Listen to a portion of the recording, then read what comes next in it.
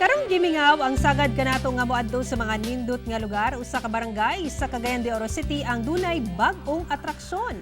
Kung asa kini atong siren sa Suruita kauban ni Cyril Chavez.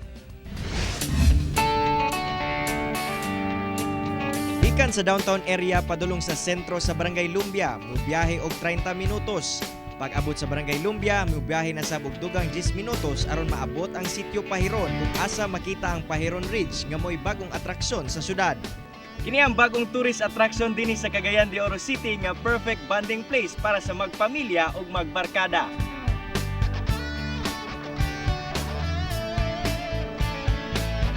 Daw susama ang view sa iladong Chocolate Hills sa Bohol ug siguradong masinati nimo ang nature feels.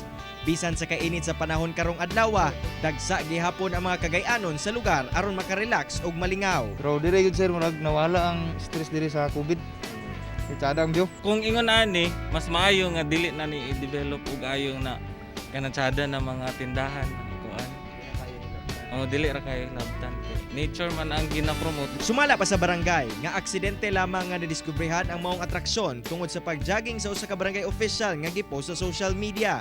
Tungod sa kaanindot sa view, may viral gilayon kini. Mas maayong suruyon ang lugar inig hapon aron mabati nimo ang kabugnaw sa hangin. Hangyo lamang sa barangay ngadto sa mga bisita nga obserbahan gihapon ang minimum health standard batok COVID-19 ug imintinar ang kalimpyo sa lugar. Hinatunta nga dili kayo magpakusog ang uban sa pagpadagan diya sa maong area. Ako sa giimbitar.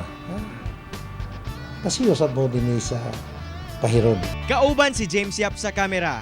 Ako si Cyril Chavez para sa One Mindanao.